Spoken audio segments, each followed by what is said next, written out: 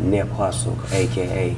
Go Get It, at the speed of a marathon, taking his time, going down the line to find peace of mind. The big homie. Yes, sir. TV superstar. Neighborhood star. Come on, man, you look good up here, man. I like the new... Hey, demonstrate for hustle. This is what I'm telling you. Don't come over here. Don't come over here trying to... Then guess what? Go do something and come back. Go get cracking and come back. That's what I said, bro. And Nipsey Hussle, man, that's my dear brother right there. Nipsey is he's a South Central legend. He was a businessman. He was a leader, a teacher, a father, an entrepreneur. But they call you where you from. Snoop Dogg's loyalty has always been a hot debate in hip-hop, and now the heat is on again. For years, fans have questioned his moves, but the latest twist has shocked everybody. Blacc Sam, Nipsey Hussle's older brother, is the one raising eyebrows at Snoop's choices. The bond between Snoop and Nipsey was real. Snoop backed him publicly, praised his grind, and when Nipsey was killed in 2019, Snoop spoke at his memorial like a brother paying his respects. Mr. Nip Hussle, a.k.a. Go Get It, at the speed of a marathon, taking his time, going down the line to find peace of mind. Blacc Sam trusted that love. In 2022, he even gifted Snoop a marathon package filled with exclusive gear, something only true Day One supporters received. That gesture proved how much respect he had for him, but now things look messy. Snoop has been seen rolling with Big U, a man Nipsey had deep issues with, and the same man many believe was tied to Nipsey's death. Every time I would see Nip and Lauren out, they reminded me of me and my wife. It was like black excellence. You love to see that. Nipsey himself made it clear Big U wasn't to be trusted. He warned people to steer clear and even fired shots on wax with, "You don't got a clue," rapping, "I built this on my own and everybody know it's true. Still dudes act like they supposed to have control of what I do." Everybody know Big U and Nipsey had an argument, homie. Everybody know Big U was shaking Nipsey Hussle down, making him pay protection fee, sort of. Nipsey Hussle got smart and say, "I don't want to pay you $20,000 a month no more." And Nipsey Hussle come up dead. He lost his protection, and the hood killed him. We all know this, homie. That bar was aimed right at Big U, no guessing needed. Everyone in the culture knew about it, and Snoop had to know too, so why would he still stand beside him? On top of that, whispers say Snoop might be backing Big U's so-called extortion game. Big homie. Yes, sir. TV superstar. Neighborhood star. Come on, man, you look good up here, man. I like the new... Big U's reputation in LA is about forcing rappers to check in, a practice Nipsey hated. According to sources, Nipsey stopped paying for Big U's protection, and many believe that move may have sealed his fate. Big U even launched a whole series called Checking In just to showcase his grip on the streets. And guess who showed up as a guest? Snoop Dogg. Big U tried to take off on Nip, and Fats took off on Big U and set him on his pockets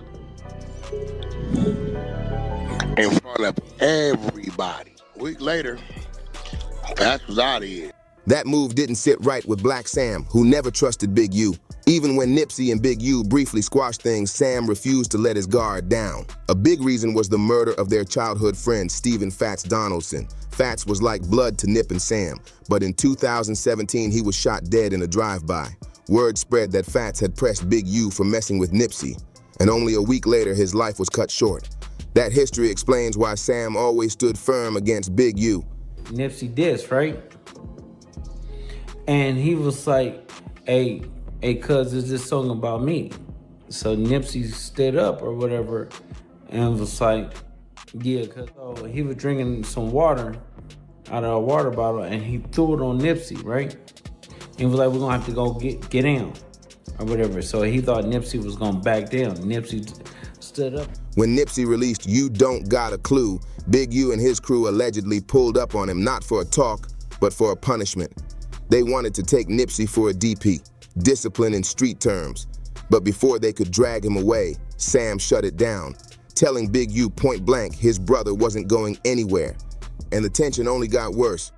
Blacc Sam said, cuz my brother ain't going nowhere.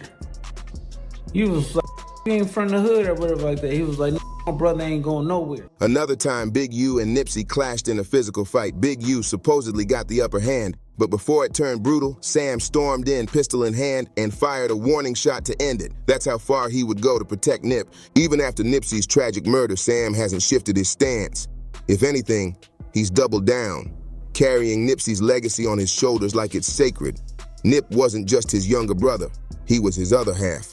And that heartbreaking footage of Sam desperately trying to save Nip's life remains one of the most painful reminders of their bond. You knock Nipsey out, Blacc Sam comes out, fires 3-4 shots in the air. He's fresh out the penitentiary. Police sitting right across the street, they see it. They come in, they arrest everybody. Since then, Blacc Sam has doubled down, making sure Nipsey's name stays untouchable. So imagine his reaction seeing Snoop Dogg hanging around Big U. To Sam, that's a slap in the face. The same way he's checked others who disrespected Nip, he may now see Snoop in that very same light. My friend, am I doing this? Look. Take the grand opening of Marathon Burger in Los Angeles. Sam built it to honor Nip, but the celebration turned tense when he got into a heated argument with West Boulevard Crip rock star 2800. The clip made it clear Sam wasn't tolerating anyone who stood by while Nip was disrespected. He wanted loyalty, not excuses.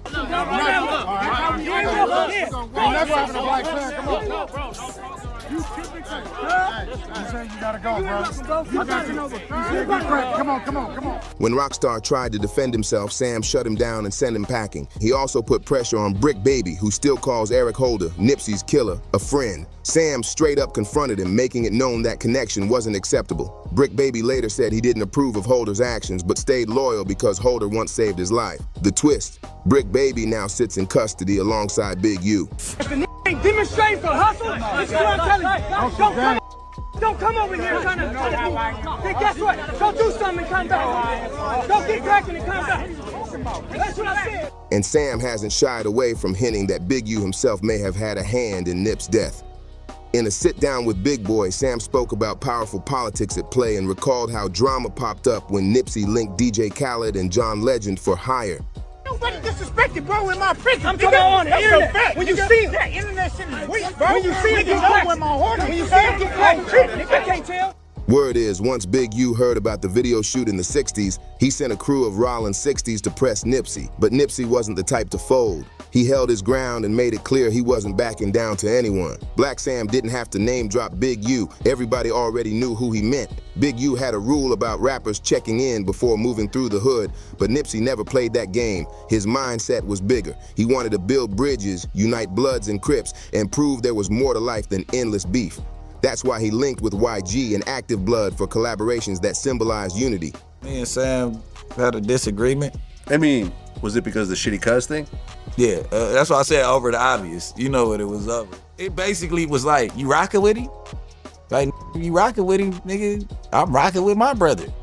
And we, you know, it really wasn't no words at first. It was all action. But that vision clashed hard with Big U's, and it painted a target on Nipsey's back. Sam pushing back against a gang as feared as the Rollins 60s, especially after they were linked to Nipsey's death, was no small feat. But instead of backing off, Sam only pressed harder, keeping Nipsey's legacy alive and fighting for the mission they both believed in. And when you look at Snoop, history seems to repeat itself. The same betrayal whispers followed him in Tupac's era. And it's like, I'm rocking with him. What you want me to say? I'm rocking with Cuz. Like, saved my life before. I ain't rocking with him over that what he did. Pac himself even called Snoop out before he passed, saying the loyalty wasn't real.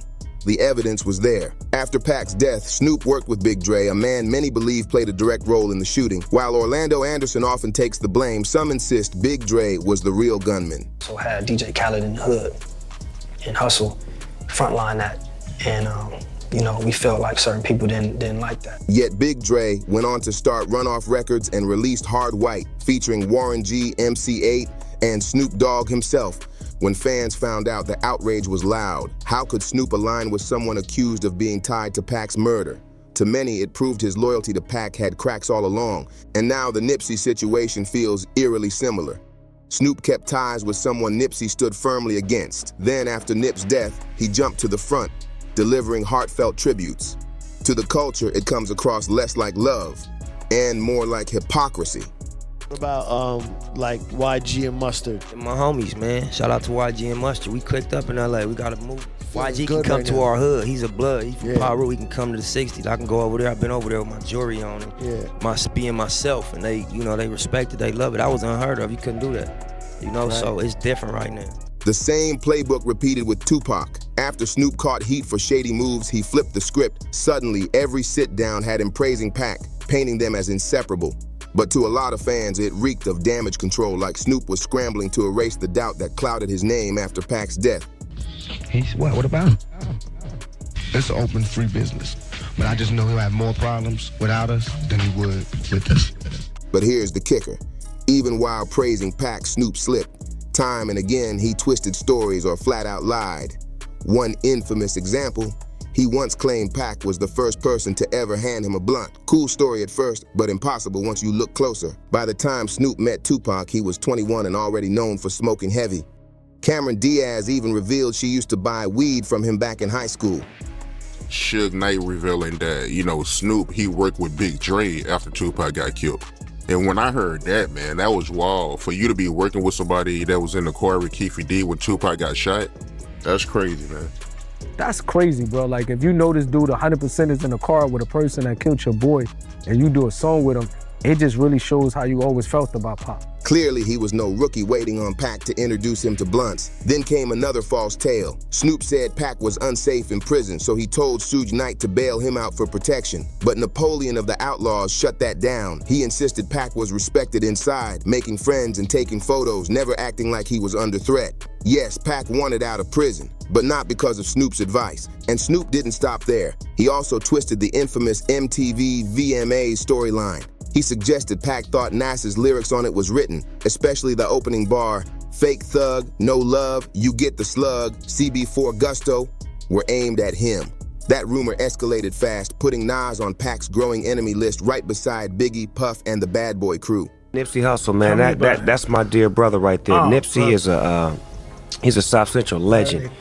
He was a businessman. He was a leader, a teacher, a father, an entrepreneur. Things came to a boiling point between Tupac and Nas at the 1996 MTV VMAs. Snoop later told a dramatic version, saying Nas pulled up with 100 Queens goons who surrounded Death Row's crew. In his story, Pac was firing insults while Nas kept it cool, deciding not to unleash chaos. I finally got a chance to meet Pac in 1993 at a rap party for Poetic Justice in LA. And on that night, Pac passed me my first blunt. That tale painted Pac as reckless and Nas as calm and collected. But here's the twist, Snoop wasn't even there. Napoleon, who actually stood with Pac that night, said the showdown Snoop described never happened. Instead, Pac and Nas had a respectful exchange, clearing up their issues on the spot. Pac even promised he'd remove Nas's name from future disses once back in LA. Sadly, Pac's murder cut that promise short, and both Napoleon and Nas himself confirmed Snoop completely twisted the story. You know Snoop Double G? I did. Well, we went to high school together. He was a year older than me. He was very tall and skinny, wore lots of ponytails in his head, and I'm pretty sure I bought weed from him. The inconsistencies only piled up later. On Big Boy TV, Snoop admitted he wasn't much of a fan of Pac's diss tracks, shocking both Napoleon and Reggie Wright Jr. To them, it was just another example of Snoop rewriting history. All of this fuels the belief that maybe Snoop never had Pac's back like people thought. Industry insiders claim the jealousy started as soon as Pac signed to Death Row. Was Tupac having issues when he was in prison? Because I know Snoop, he always say that he was hearing bad things, so he told Suge Knight to get him out. Before Pac, Snoop was the label's golden star. But once Pac arrived, the spotlight shifted instantly. That spotlight shift ate away at Snoop, and their bond unraveled further after Pac dropped the brutal "Hit 'em Up." False narrative that I think Snoop was pushing. You know what I mean? Pac, for a fact, he wasn't really, he had a lot of, like, he used to send us pictures, and his pictures on the internet when he was taking pictures with New York dudes up in Clinton. I guess people, they like to say that so then they can vouch for some other rumors that's being spread about Pac to try to put dirt on his name. You know what I mean? So it wasn't a fact that he was disliked, he was holding it down. By the time the 1996 VMAs rolled around in New York, Death Row and Bad Boy were at each other's throats. That's when Snoop threw everyone off. He skipped out on a scheduled rehearsal with Pac for Saturday Night Live, and then went live on a local radio station saying, "I got nothing but love for Biggie and Puffy." I used to go visit him monthly. some of us weekly. I can't recall him saying anything where he felt like he was in danger. You know what I mean? Like, not one time. He wasn't like, hey, I'm good. Y'all just go do your thing and leave me alone. No, he wanted to come home, but he definitely wasn't having any issue. For Pac, that wasn't just a slap in the face, it was betrayal. Insiders revealed Pac's anger came from the timing. But Nas had 100 with guns. Right. So listen to what I'm telling you. Yeah. By me saying he didn't want none didn't mean he didn't punk out. It mean he just didn't want to go there. Just days before, Snoop was right there in the studio with him, recording diss tracks aimed at Biggie and Puffy. Then suddenly he flips on the mic and shows them love. That cut deeper than words. Sadly, Pac never got the chance to confront him. Pac can even see them, because I got a gangbang mentality. I seen when start circling and right, putting their hands in their pockets while Pac is in this ear telling him, I made a song dissing you, Jay's. After Pac's death, Snoop brushed it off, claiming Pac misunderstood and that he never had hate for Biggie. But that logic never added up. Pac wasn't disrespecting Nas at all. You know, I know Snoop said Pac punked Nas and then went to Snoop and said, you see how I got these New York dudes? None of that happened, bro. It was a mutual respect thing. If Snoop never had beef with Biggie, why was he firing shots in songs? Why ride the fence? Pac and Nas met each other. It was nobody talking disrespect from both sides. Maybe the people behind Nas and the people behind Pac was mean-mugging, saying certain things, but Pac and Nas handled it like real gentle. It's moments like this that make people look at Snoop sideways. He's still seen as a legend, but the loyalty questions are stacking higher. I was angry not only because they said, not just because of that interview. A couple weeks before that, people don't know that Pac and Snoop did songs dissing Biggie. I remember hearing it. Pac looking at it like, come on, man, you were just in LA dissing them with me. Now you on the radio saying something different. You know what I mean? So I think that triggered some type of attention. And fans are left wondering if his respect in the culture is really as solid as it seems. Say what you think in the comments. Share this video with someone who remembers that era. And don't forget to subscribe for more untold hip-hop stories.